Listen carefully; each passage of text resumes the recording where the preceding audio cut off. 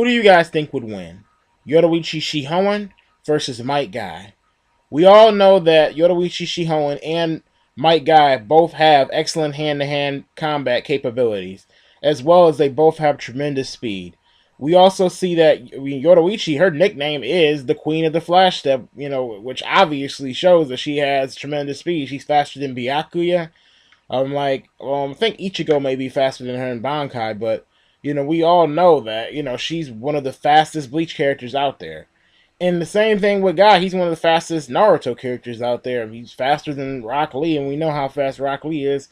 Rock Lee's gotten even faster since the time that he fought Gar, which is, I think, the best display of his speed that we've seen. And, that's not to mention, Guy can even turn up his gates even higher than Lee could, and he has better taijutsu than Lee had himself. So, who do I think would win? I think that Guy would win, but not by much. I mean, Yoruichi, she has a Zanpakuto that we haven't seen yet, and that may get me to change my mind on that if her Zanpakuto, is really good, or actually has an ability that can actually really help her out in a fight. But we haven't seen her even use it. Like, we don't even know if she has it anymore. Like, maybe it got destroyed and maybe it couldn't be replaced or something. I don't know. But as far as Guy goes, I mean, Guy, he has the gates. Yoruichi, she has Shunko, which I guess you could say is somewhat of equivalent, but the difference between the gates and Shunko is like, okay, Shunko just kind of like powers up your arms and legs, and it kind of, I guess you could say, it's more or less just neutralizes people's attacks, versus when Guy goes into the gates, it actually really powers up his body. It powers up his entire body. Although it does damage and hurt his body, you have to think about that, okay, he can turn up the power on his gates.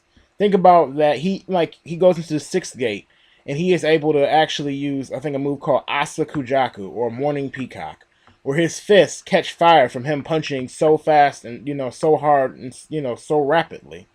And, that's a really powerful move. When people are, we saw Kisame, well, it wasn't really Kisame, but the person who, I guess you could say, was a clone of Kisame, was caught on fire, and Guy was even able to destroy 1,000 of Kisame's water shark bombs in an instant with that move when they fought in later on in part two, towards, I guess, right before the war.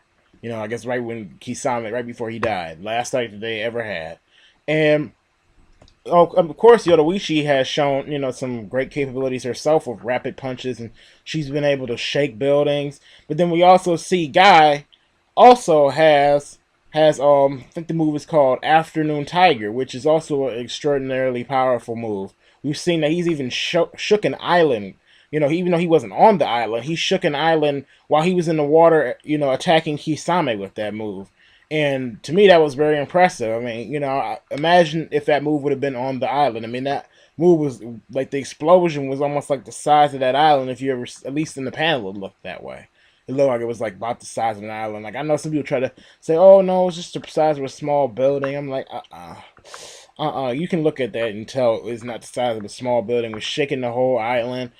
Sending giant waves up. That is not the size of a small building. No one's gonna convince me of that.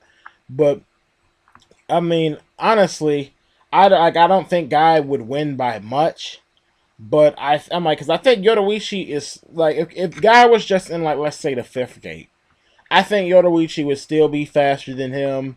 I think that she would, they'd be about, even, or I think actually she may actually be slightly stronger like that. Sixth gate, I'd say, Guy would be a little bit stronger than the seventh gate. I think he would be way stronger. I mean, not way stronger, but I guess you could say I think his speed level and power would just be too much for her. I mean, I think he could probably punch harder than her then.